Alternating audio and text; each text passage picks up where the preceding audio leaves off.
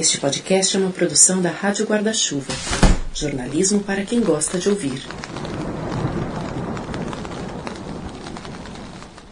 Oi, tudo bem? Espero que você esteja gostando desse giro pelo Japão, por enquanto ainda bem contemporâneo, mas agora a gente abranda a densidade para falar de um livro mais leve, uma história bem gostosa de ler. Quero te lembrar que o seu apoio é muito importante para manter esse conteúdo no ar, que você pode apoiar o Põe na Estante com valores a partir de R$5 mensais em catarse.me/Põe na Estante. Se você já está no grupo maravilhoso que já faz isso, muito obrigada. Antes de começar, eu quero te dar aquela dica esperta da Rádio Guarda-Chuva, rede de podcasts jornalísticos que o Põe na integra. Hoje a minha sugestão é para que você, logo depois de ouvir aqui, procure o Pauta Pública no seu tocador preferido. O Pauta é uma parceria da agência pública com a Rádio Guarda-Chuva e traz debates, reportagens bem relevantes. No episódio mais recente, a Andréa Dipp e a Clarissa Levi, que são as apresentadoras do podcast, receberam a pesquisadora Nina Santos para falar sobre desinformação e disseminação de notícias falsas, um tremendo desafio, e que ganha especial relevância em ano eleitoral. Não esquece que agora você pode ouvir o podcast também no Nonada, uma organização de jornalismo cultural que faz uma cobertura muito legal da cultura como algo abrangente, para além da produção artística. E, aliás, uma dica boa, o Nonada lançou uma newsletter sobre liberdade artística, educacional e religiosa, a Firmina. Só entrar em firmina.nonada.com.br para conhecer e assinar. Agora bora para nossa conversa? Esse podcast é apresentado por b9.com.br.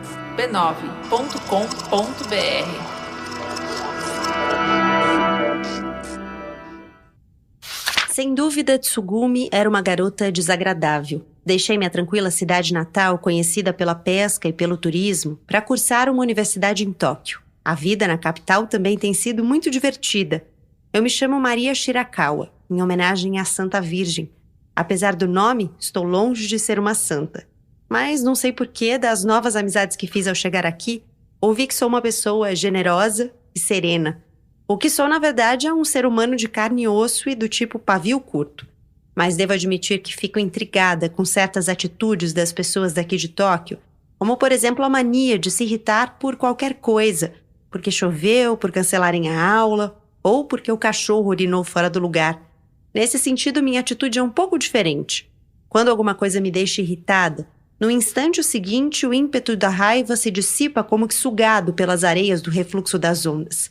Até então, para mim era cômodo atribuir esse meu jeito tranquilo de ser ao fato de ter sido criada numa cidade do interior. Mas outro dia, quando um professor antipático recusou-se a aceitar meu trabalho, alegando que eu cheguei 1 minuto atrasada, voltei bufando de raiva para casa. E no trajeto, ao fitar o pôr do sol, sem querer percebi que havia outra razão em ser assim.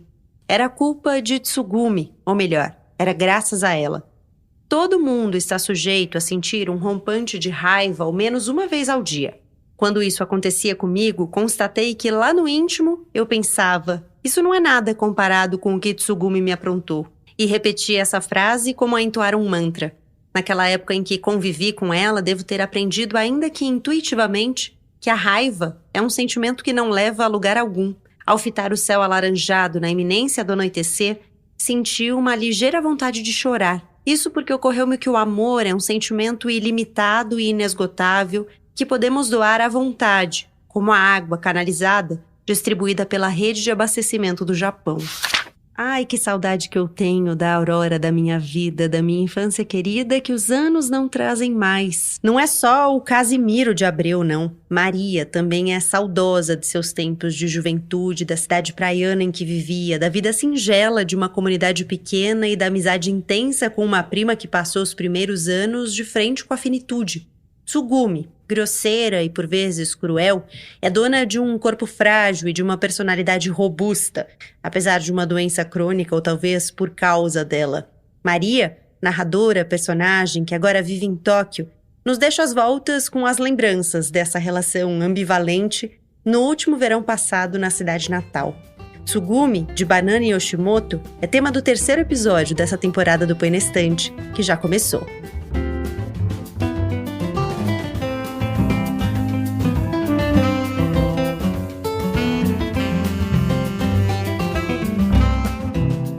Seja bem-vinda, seja bem-vindo ao terceiro episódio dessa temporada, a sexta, em que a gente está falando da literatura japonesa, além do Japão. E cá estão dois convidados, um convidado e uma convidada, que leram o mesmo livro que eu. A gente está aqui para trocar impressões, ideias, questões que surgiram a partir dessa leitura. Para conversar sobre Tsugumi, de Banana Yoshimoto, eu convidei Rita Cole e Walter Porto. Uma alegria ter vocês aqui, um prazer muito grande. Fico muito feliz por vocês terem topado essa conversa e vou pedir para que vocês se apresentem. Rita, por favor, conta quem é você. Eu sou tradutora de literatura japonesa, formada em letras japonês na USP, e hoje em dia eu trabalho dando aula de japonês e traduzindo literatura contemporânea. A Rita, talvez esse nome te soe familiar, mas é porque a gente falou dela no episódio 2, que foi sobre Querida Combine, porque ela foi a tradutora do livro, então a gente mencionou o seu nome por lá. Walter, quem é você? Eu sou jornalista da Folha de São Paulo, onde eu cubro literatura. Tenho uma coluna sobre mercado editorial chamada Painel das Letras, que sai todo sábado. E como vocês podem ver, tem um desnível aí no nível de especialidade entre os dois convidados. Se eu pudesse, eu ficava ouvindo só a Rita, mas vou tentar falar algumas coisas para não fazer desfeita também.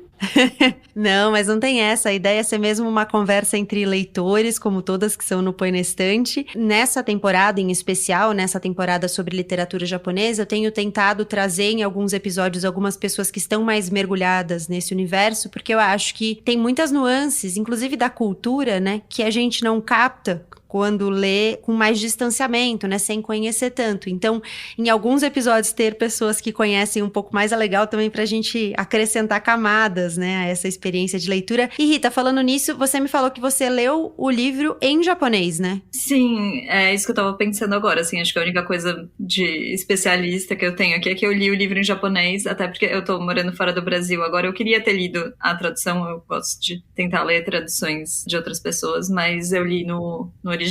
Mas fora isso, assim, não sou nada especialista em Banana Yoshimoto, tô aqui muito como leitora mesmo. Mas você já pode tirar uma dúvida que eu tive durante a leitura. O certo é Tsugumi ou Tsugumi, o nome dela?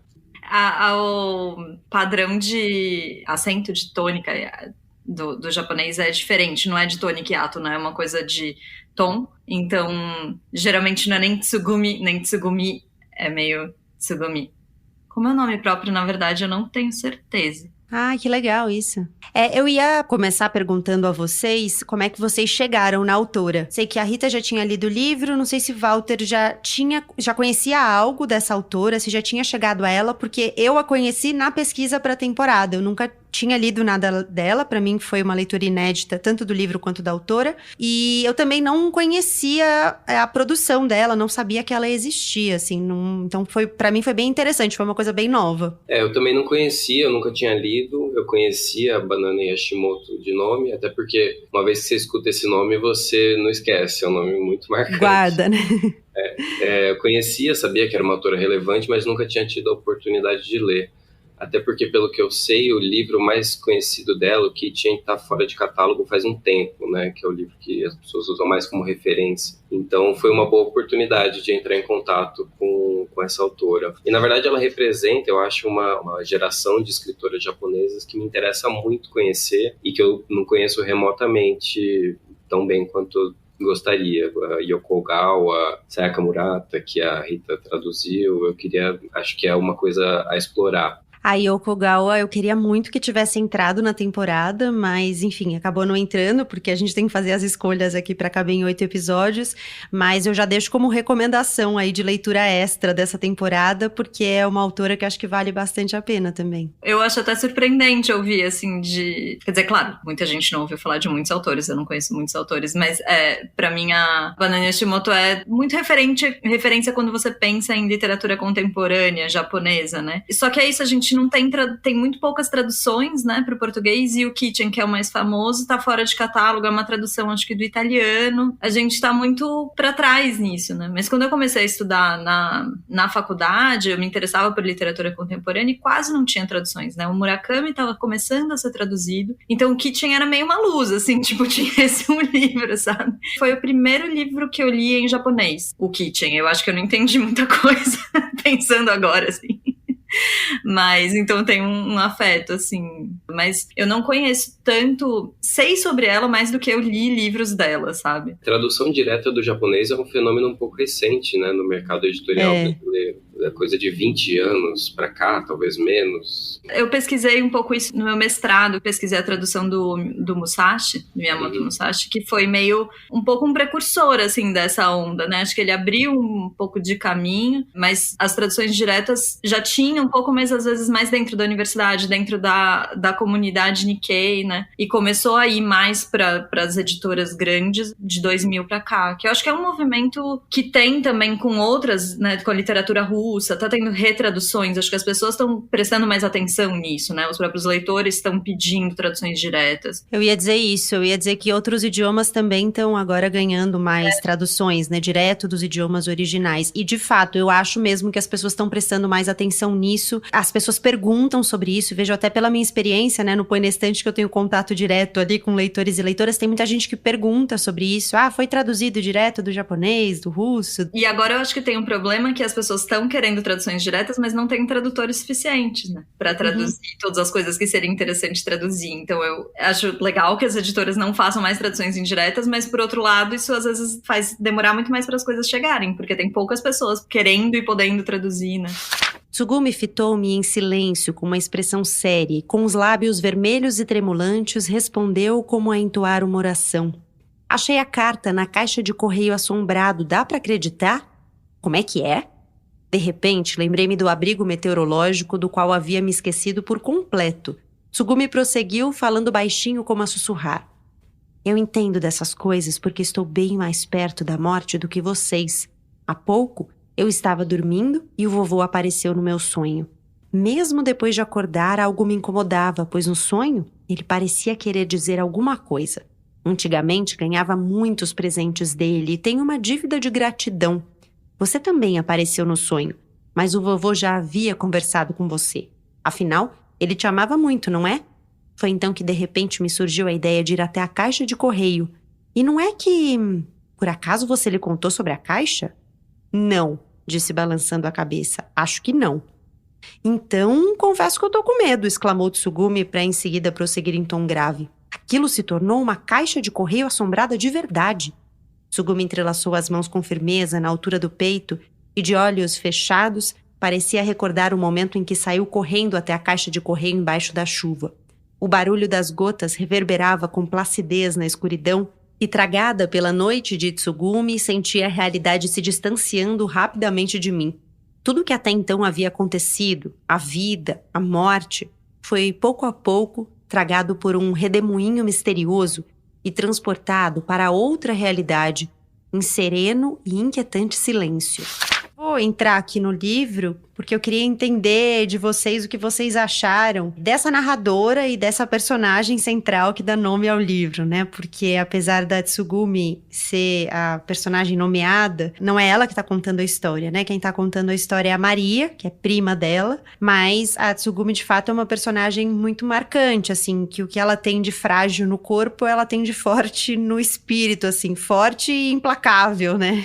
Queria entender como é que essas duas personagens, né, chegaram pra vocês e como chegou a relação delas também, que acho que é uma relação que contempla bastante ambiguidade, que é algo de que eu gosto muito na literatura. Eu gostei muito da personagem da Tsugumi, isso era uma curiosidade que eu tinha, eu queria muito ver a tradução, assim, porque o jeito que ela fala é muito grosso, tipo, muito inesperado ali, né? E no japonês tem essa coisa de registrar muito próximo da fala mesmo, os diálogos e coisas assim, e tem esse desencontro, assim, entre a imagem dela e o jeito, e até o que você espera por ela ser uma menina jovem, assim, né? Então eu me divertia de ver o jeito que ela fala. Mas eu achei a narradora uma personagem legal também, né? Porque a gente acaba pensando mais na Tsugumi como ela é mais complicada, assim, né, com as questões físicas e tal. Eu achei muito surpreendente ela falando, tipo, o que fez a gente nos aproximar foi esse episódio aqui. E é um episódio que só me deixou furiosa com a Tsugumi. Eu fiquei tipo, cara, eu nunca mais falava com essa menina. Isso foi o que aproximou vocês. Então, deixa a narradora já como uma personagem meio interessante, que olhou pra aquilo, assim, e teve um efeito diferente nela. Né? No mínimo compreensiva, né?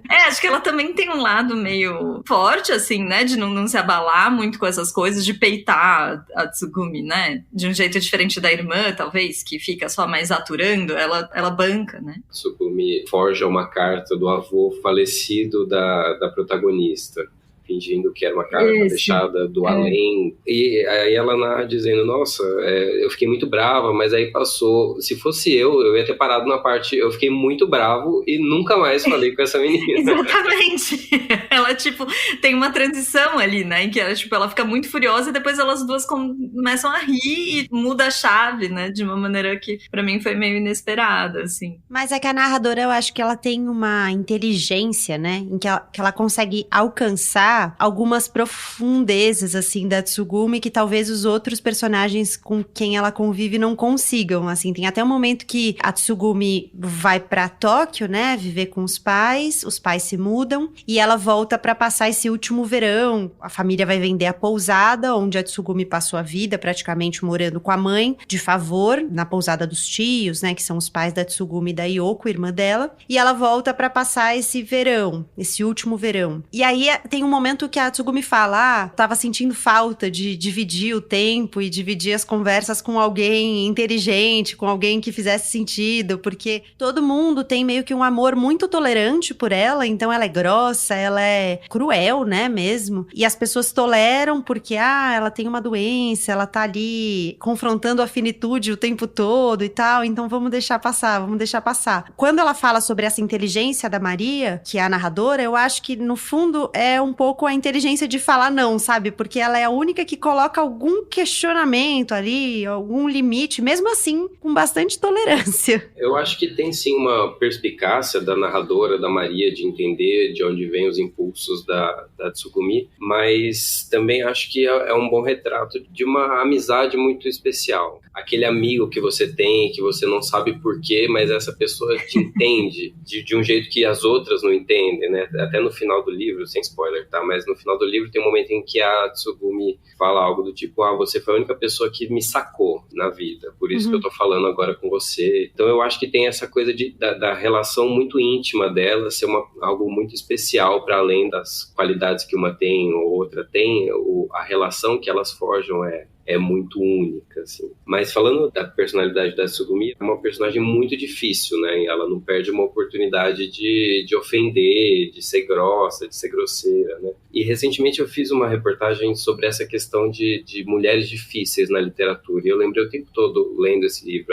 Esse livro foi de 89, né? Então ele precede qualquer tipo de tendência atual, mas eu tenho percebido muito uma tendência de mulheres que a gente estereotiparia como chatas, como maquiavélicas, como vilanescas, têm sido cada vez mais protagonistas na literatura. E eu fico pensando muito que essa coisa de permitir a mulher ser difícil no livro, na verdade, dá à mulher uma liberdade que os homens sempre tiveram na literatura, né? Homens difíceis existem na literatura, nas artes, há muito tempo. E... sem a justificativa de estar doente e por isso serem difíceis, né?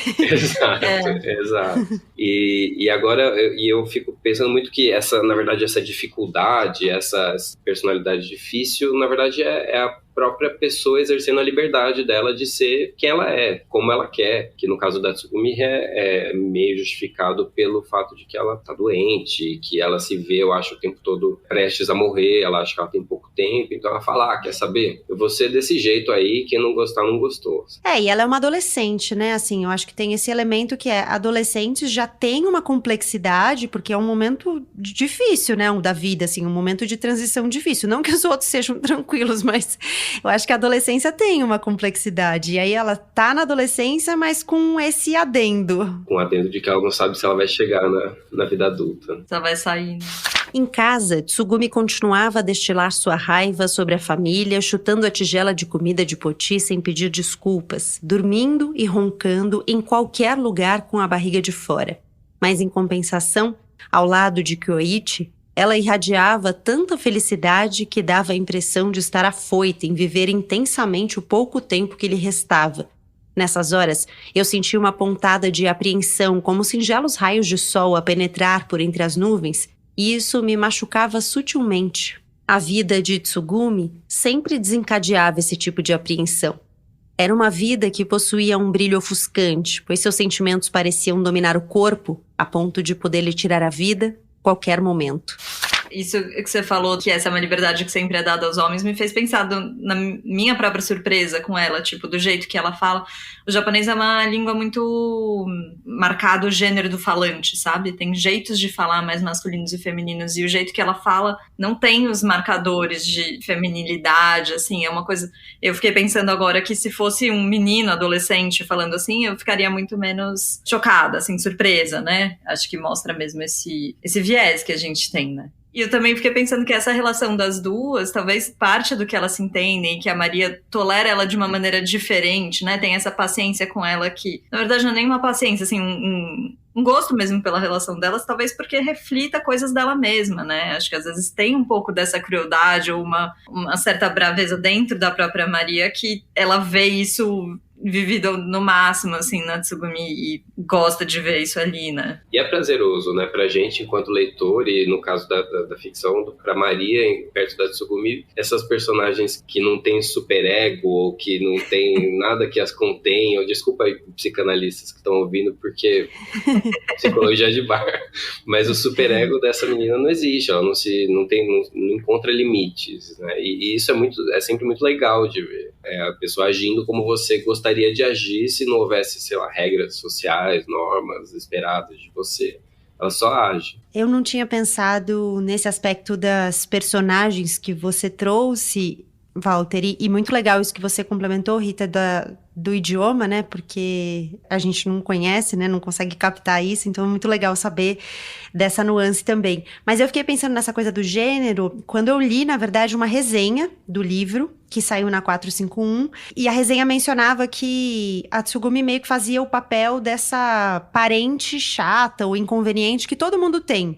E todos os exemplos citados na resenha eram mulheres. Então, a tia não sei o quê, a prima não sei o que lá, nunca um homem, que também estão contemplados aí, né? Nessa categoria de parentes inconvenientes. Também há muitos homens parentes. E eu fiquei pensando nessa questão do gênero quando eu li a resenha, mas não quando eu li o livro propriamente. Mas muito legal trazer isso também pro livro, porque agora que vocês falaram ficou muito evidente, né? É bem o que a Rita comentou. Eu acho que se ela fosse um moleque de 15, 16 anos, ela seria uma personagem mais comum, só pra ficar na cultura japonesa. Quanto de personagem de anime, quanto de personagem de mangá, não é um moleque meio rebelde que distrata todo mundo. Agora, você vê uma menina agir assim, já causa um estranhamento que ela vira uma personagem muito mais especial. Né? Eu acho que ainda há uma oposição nesse caso com o físico dela, né? Com a forma como ela é descrita, porque ela é descrita como uma figura muito delicada, né? Fisicamente. Eu fiquei pensando isso também, eu também li essa resenha, ele usa inclusive parenta, né, ele fala parentas difíceis, então não é nem só que os exemplos são mulheres, mas ao mesmo tempo, eu acho que as duas coisas podem estar relacionadas, assim, com o jeito como é raro na literatura ter personagens mulheres difíceis, né, a gente não tem esse espaço, então uma parenta difícil, ela chama muito mais atenção do que os parentes difíceis, que é só tipo, tio fulano, ele é assim, o homem tem esse direito de ser difícil, a tia difícil, a prima difícil, é tipo, né, é outra relação, né?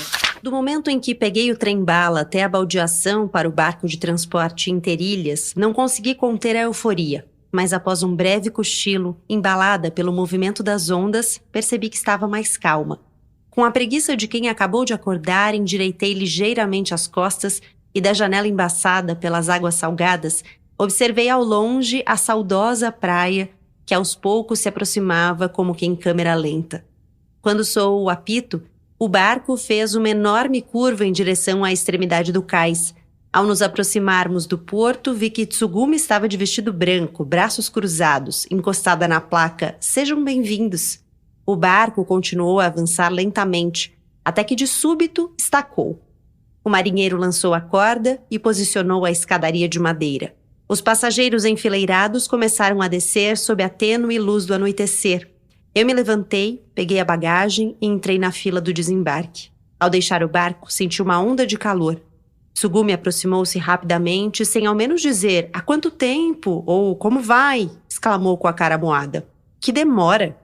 Você não mudou nada, hein? Respondi. Quase morri desidratada, sabia? Resmungou Tsugumi sem sorrir, caminhando com passos rápidos à minha frente. Sem ter o que dizer, sorri discretamente. Um riso espontâneo diante da alegria de ter sido recepcionada de um jeito que somente Tsugumi seria capaz de fazer. Lá estava a pousada Yamamoto, tão perfeitamente a mesma no lugar de sempre, que fiquei desconcertada assim que a vi. Um sentimento inexplicável, como se eu estivesse diante de uma casa que havia muito tempo visitara num sonho. Vocês acharam as personagens superficiais? Pergunto porque, lendo sobre a autora e sobre a obra dela, eu li muitas críticas que falavam disso, que ela sempre usa desse artifício de personagens que não se aprofundam muito e tal. Mas eu não achei superficial, assim. Eu achei que dá pra você ler como um livro superficial, de fato. É um livro gostosinho, que ele flui, assim. A narradora é muito direta, né? Então, ela usa construções muito diretas, ela é muito objetiva nas descrições, nas narrações das ações propriamente. Então, o livro flui muito bem. Dá pra você ler como um livro superficial, mas eu encontrei várias camadas nas personagens, não sei se é o que fiquei procurando. Assim, eu acho que dá pra dizer que a Maria tem uma certa superficialidade porque você não entende, é o que a gente tava falando no começo, você não entende direito por que ela aguenta tanto essa prima, e ela é uma personagem de fato menos desenvolvida, mas um outro ponto que eu queria trazer, que tem a ver com isso sobre o livro, é que ele é uma narrativa meio idealizada, né? É uma narrativa meio idílica de um passado, de quando era o melhor verão da minha vida, minha adolescência que nunca volta mais. Ela fala isso durante praticamente em todos os capítulos. Ela fala como ela está descrevendo um momento maravilhoso da vida dela. E aí eu acho que quando você idealiza, quando você coloca um certo episódio, certos personagens no pedestal, eles ficam mais planos mesmo, eles ficam menos complexos, menos contraditórios, e eu acho que isso pode corroborar para uma ideia de que são superficiais. Ainda que a relação das duas seja uma relação de bastante ambiguidade, eu acho. Eu acho que não é uma coisa, não tem uma super análise, né? E a personagem da Tsugumi mesmo é um pouco forçada, assim, né? Ela tem um lado um pouco caricato, tudo levado meio a um extremo, mas não sei se eu chamaria de superficial isso, assim, talvez essa coisa um pouco idealizada explique um pouco. Eu acho que tem uma coisa da literatura da Banana Nishimoto que ela é fácil de ler, né? Ela é agradável. Eu até, inclusive, peguei esse livro porque tava, tipo, fim do ano, tudo bagunçado, e eu falei, cara, eu queria ler uma coisa que eu consiga só, tipo, seguir essa história e ver o que acontece com essas pessoas, sabe? Mas eu acho que isso não quer dizer que não tenha outras camadas ali junto, né? Não coloca diretamente grandes discussões, mas tem um monte de coisas ali também. Não dá pra esquecer também o fato de a Maria ser a narradora, né? Então a gente tá olhando a história toda e conhecendo as pessoas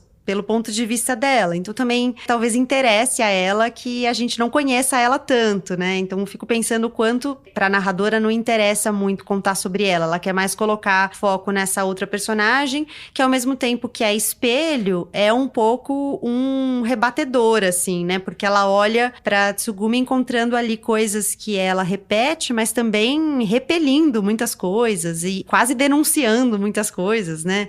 Ela já começa o livro muito bruscamente falando que Tsugumi era cruel, era ríspida, era isso, era aquilo. Então, acho que tem o fato de ela ser uma narradora também que nos deixa com a pulguinha atrás da orelha, assim. Sem dúvida. Eu acho que essa questão da superficialidade, eu acho que eu só conseguiria responder isso com mais certeza sobre a autora se eu conhecesse mais da obra dela. Sim. Porque na proposta desse livro, ela deixa bem claro, na maneira como ela constrói, que ela tá falando de uma memória idílica. Ela admite isso. É uma coisa que eu quero registrar para posteridade. Aí, tudo bem, você não vai... Você quer apresentar quase estereótipos, quase figuras bem gravadas de como essas memórias eram para você. Mas, ao mesmo tempo, isso eu acho uma certa contradição do livro, né? Porque, ao mesmo tempo em que ela tem o tempo todo, essa coisa de uma memória muito antiga, ela fala em determinado ponto de que, quando eu ficar adulta, ou seja, essa memória parece ser muito recente, a própria narradora diz isso. Ela deve ter, 20 anos, então não é uma memória tão distante. Isso eu acho que é meio contraditório. A autora já devia ser mais velha quando ela fez essas memórias. Também tem um pouco a ver com memórias que ela mesma tinha,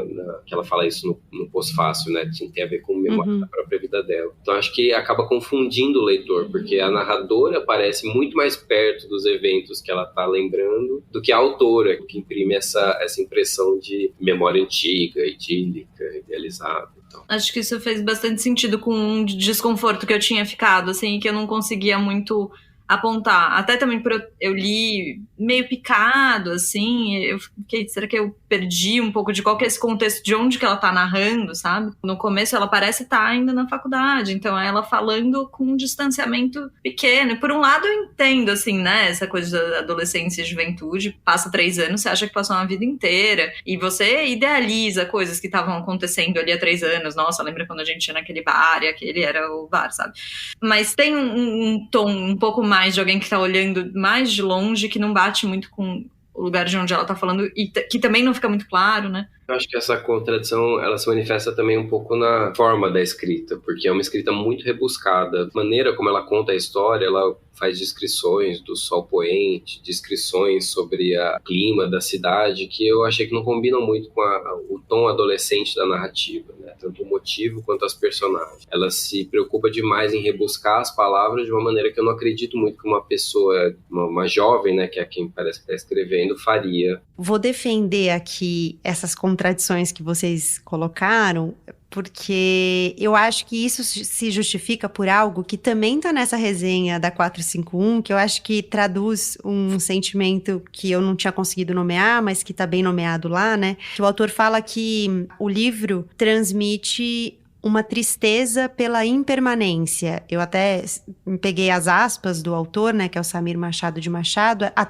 O livro transmite a tristeza pela impermanência, a melancolia conformada com a constatação do caráter de transitoriedade da vida, que ele diz que é um conceito caro à cultura japonesa.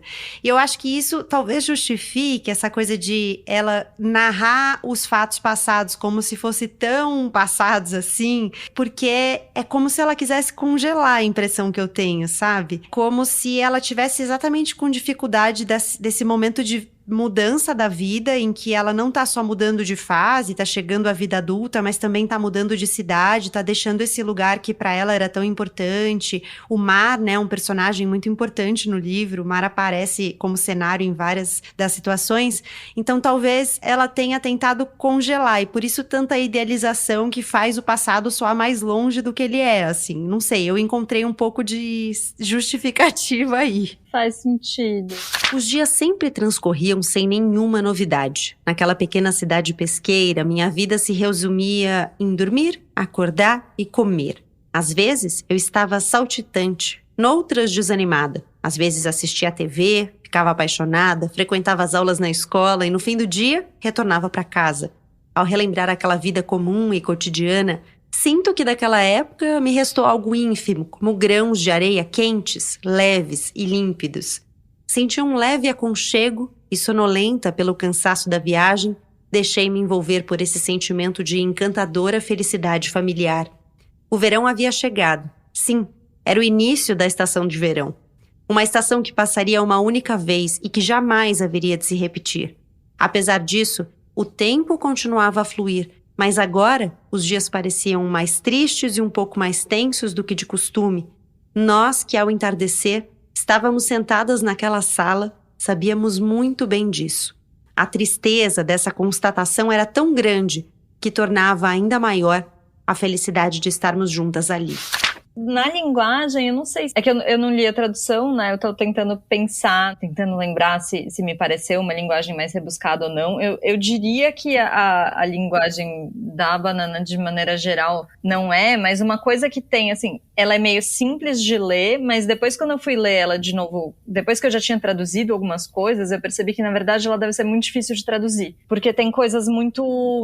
nos diálogos tem muito isso, que eu acho que também pode ter um pouco a ver com aquela coisa da superficialidade, sabe? Tem coisas que são... É como pessoas, que é justamente o caso desse livro, pessoas que são muito próximas, muito íntimas, conversando, e as coisas não estão todas desenvolvidas ali, elas estão meio colocadas e você fica com a sensação de que talvez você esteja perdendo alguma coisa, assim, na conversa, sabe? E nas descrições, ela usa construções muito japonesas. É uma coisa um pouco idiota de dizer sobre um texto japonês, né? Mas se você pega um texto tipo do Haruki Murakami, por exemplo, ele tem construções muito mais próximas do inglês, que por sua vez são mais próximas do português, sabe?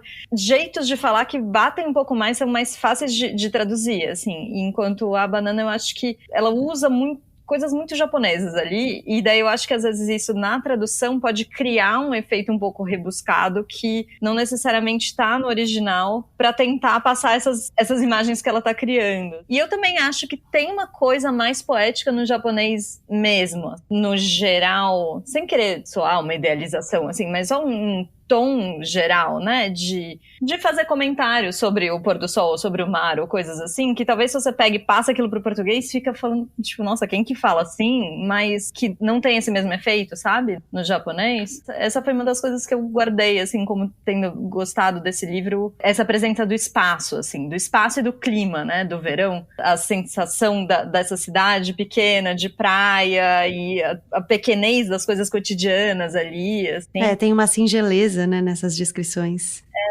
Um pensamento que me ocorreu ao ler foi que talvez essa idealização, essa vontade de voltar ao passado, esse amor por algo que passou, também acaba se aplicando à própria Tsugumi. Porque a Tsugumi, acho que não é spoiler dizer, é algo que está lá no passado dela, é algo que fez parte integrante desse momento da vida da narradora. E talvez ela só lembre dessa forma de Tsugumi, como eu te amava, como eu não me incomodava com o jeito horrível como você me tratava, porque ela tá também lembrando de uma forma um pouco idealizada. Ela só tá lembrando do amor, sabe? O amor fica mais pronunciado do que a irritação que a Tsugumi provocava nela. Que é algo comum, né, nas relações. Quando a gente sai de uma relação, quando a gente tá distante de uma relação, a gente fantasia um pouco, né, do que foi aquela relação.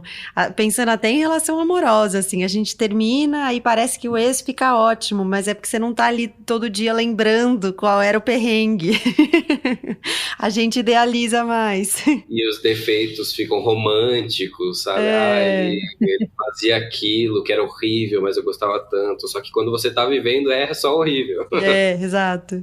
Exatamente. O mar é fascinante. Quando duas pessoas estão a contemplá-lo, pouco importa se conversam ou se permanecem em silêncio, ninguém cansa de vê-lo. E ainda que o mar esteja agitado, suas ondas nunca são ruidosas. Eu estava inconformada de ter de me mudar para uma cidade sem mar. Sentia-me estranhamente insegura, tanto nos bons momentos quanto nos ruins, no calor da alta temporada, no estrelado céu de inverno, ou quando íamos para o santuário comemorar o Ano Novo. Bastava girar a cabeça para encontrá-lo ali, no mesmo lugar, sempre presente, sendo criança ou adulta, e não importando se a vizinha tivesse morrido ou se um médico tivesse acabado de ajudar a parir um bebê, ou se fosse o local do primeiro encontro ou de uma desilusão amorosa. A vastidão do mar sempre envolveu silenciosamente a cidade, repetindo com perfeição o ciclo das marés alta e baixa. Nos dias em que a visibilidade era boa, dava para ver com nitidez a praia do outro lado da baía. O mar pode não provocar um sentimento especial para quem o observa, mas ele sempre tem algo a ensinar. Por isso, apesar de nunca ter prestado a devida atenção nele ou no barulho da arrebentação, passei a indagar o que as pessoas da capital costumam olhar para se sentir equilibradas. Será que elas contemplam a lua? Mas a lua é por demais distante e pequenina em comparação ao mar, e não sei porquê. Ela me instigava uma sensação de solidão. Teve uma coisa que me chamou a atenção, que foi como as duas figuras maternas aparecem, né? Porque elas aparecem muito de relance, assim, não são personagens centrais. Elas aparecem num lugar muito diferente uma da outra, eu achei. A mãe da Tsugumi e da Yoko, que é quem cuida da pousada, né? E a irmã dela, que é a mãe da Maria, narradora.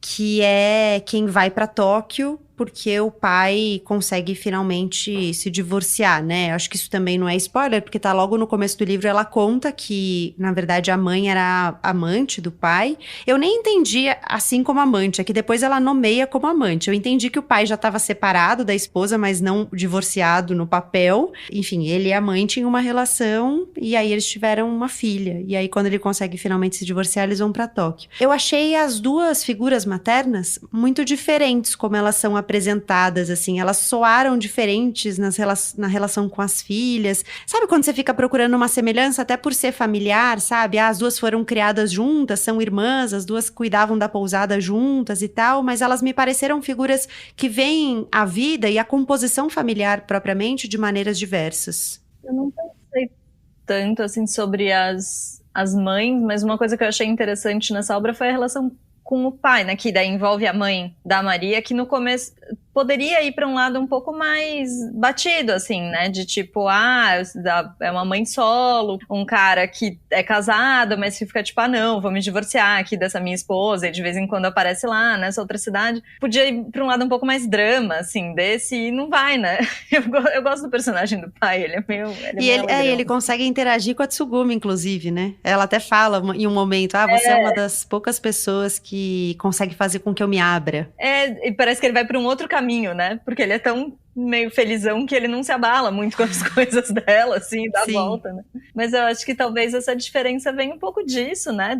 As outras tá ali numa família bem organizada, o negócio é na casa da família, ela lidando com aquela filha, etc. E enquanto a mãe da Maria tá bem fora da curva, assim, né? A mãe da Tsugumi é muito marcada pela praticidade, né? Enquanto a mãe da Maria tem as relações afetivas dela, elas estão mais pronunciadas, né? Acho que por causa de toda essa história com o marido. Sua mãe é bem legal, não é? Comentou Kyoichi. Para não incomodar, ele disse que já estava na hora de ir embora, mas minha tia, Tsugumi e eu insistimos para que ele ficasse conosco para uma xícara de chá. Ela nem estressou com você. É que o amor dela pela filha é mais profundo que o mar, explicou Tsugumi. Que mentira, pensei. A serenidade de minha tia decorre do simples fato de estar acostumada a sofrer nas mãos de Tsugumi. Mas com o tempo, Kyoichi descobriria isso por si mesmo e, sendo assim, resolvi beber meu chá em silêncio. Além do que, eu não queria meter a colher, pois o olhar de Kyoichi era de compaixão para com Tsugumi, como se ela fosse um gatinho moribundo. Mas admito que, apesar de falar desse jeito, no fundo eu também estava preocupada com a saúde dela, pois sua aparência era de sofrimento. Tinha olheiras, a respiração estava ofegante, os lábios empalidecidos. Os cabelos finos e úmidos estavam grudados na testa, e os olhos e as bochechas tinham um brilho febril.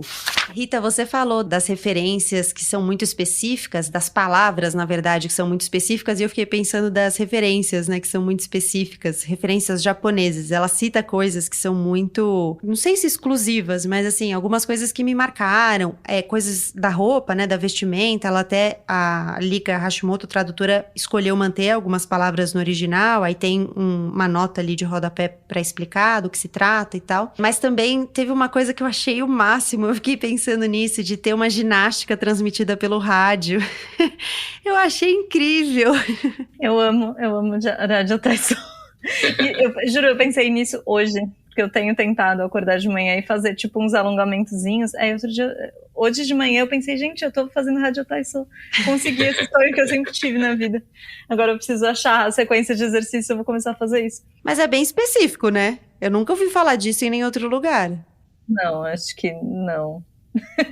E é mesmo, assim, eu já vi isso sendo feito em grupos diversos, assim, em hotel que eu fiquei hospedada, em oficina de caligrafia que eu fazia, em coisas de empresa. Eu nunca trabalhei em empresa, é mais tipo em novela, assim. Mas acho que existe mesmo. Mas é curioso, porque você falando isso, geralmente lendo livros japoneses, eu fico mais com essa impressão de que, nossa, isso daqui é uma coisa completamente alheia a mim, do que nesse que é um livro que se passa o tempo todo na praia, sabe?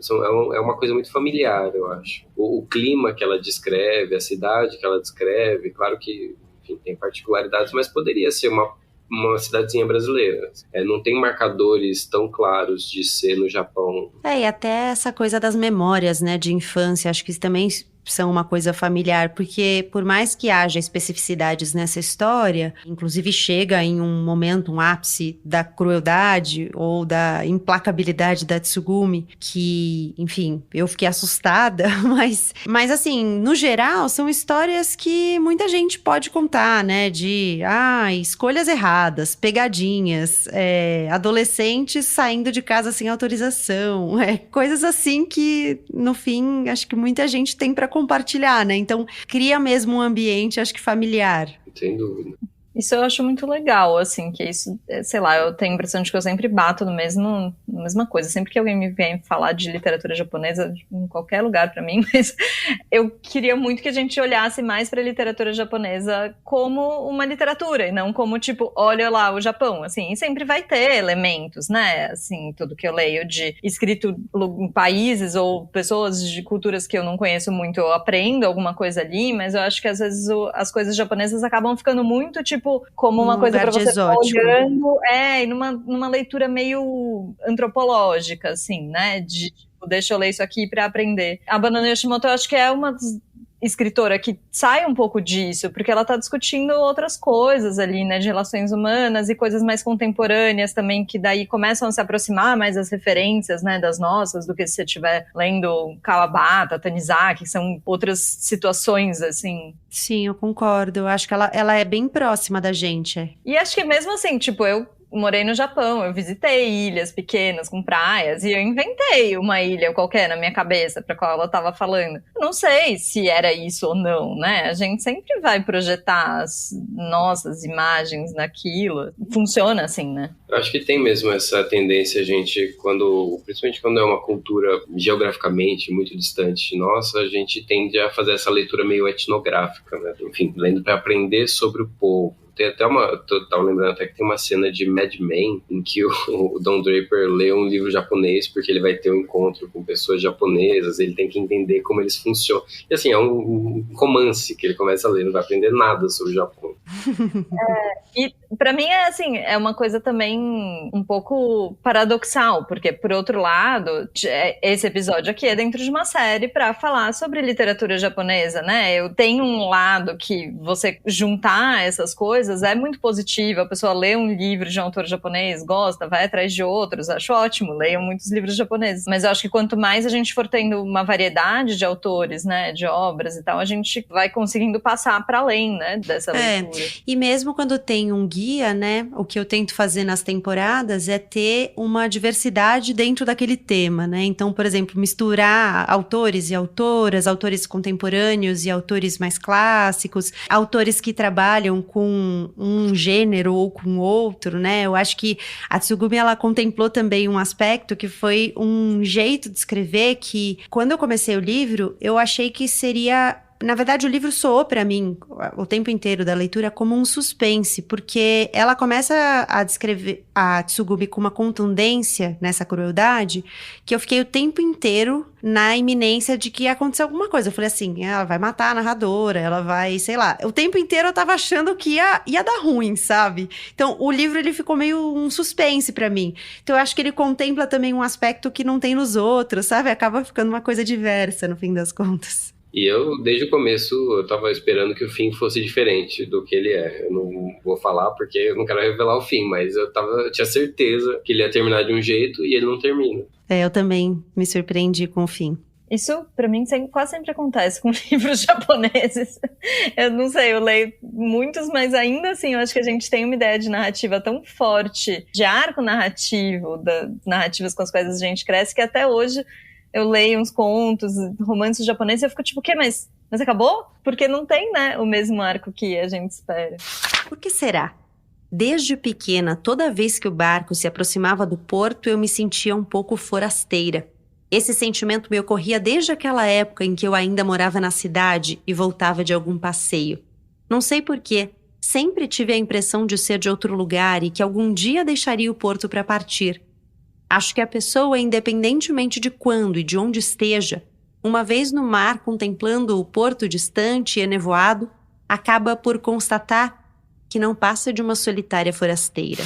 queria abrir espaço para considerações finais, se tiver algo que vocês acharam que a gente não contemplou e que vocês gostariam de dizer sobre o livro, ou alguma pontuação aí para a gente encerrar essa conversa. Só reforçando algo que vocês falaram e que eu não concordei, é um livro muito leve, muito, muito tranquilo de ler, uma história muito gostosa. Eu acho que funciona até, não sei, imagino que haja leitores que não se aventurem por literatura japonesa por achar, sei lá, não vou entender, vai ser algo muito diferente, não vou alcançar, sabe? E pelo contrário, é um livro completamente acessível, como se fosse escrito por uma pessoa bem próxima. Então, acho importante também essa variedade que você traz para as temporadas, Gabriela, porque ao mesmo tempo você pode no próximo episódio trazer um Yukio Mishima, que é um negócio muito mais complexo do que esse livro, para mostrar que, de fato, a literatura de todos os países é extremamente variada. A gente sabe a variedade que existe dentro da literatura brasileira. Isso vale para a literatura japonesa também. Eu acho que isso faz bastante sentido. Eu já vi mais de uma pessoa falando, assim, meio tipo, nossa, nunca tinha lido nada japonês, mas eu li Tsugumi. Acho que agora eu gosto de literatura japonesa, que eu acho meio engraçado, assim, né? Tira um pouco esse medo, né? E, para mim, a Banana Yoshimoto tem um pouco... O Kitchen eu acho tão bonitinho, quem conseguir achar em algum sebo, em alguma coisa... Tem essa coisa, não é tudo só fofo, né? Não é tudo amarradinho e leve na história. Tem umas coisas mais pesadas e tem umas coisas um pouquinho doídas, assim. Essa distância, essa coisa da tristeza, da impermanência, ela tá ali bem palpável, assim. Mas de um jeito suave, né? Eu acho muito legal o jeito que ela escreve.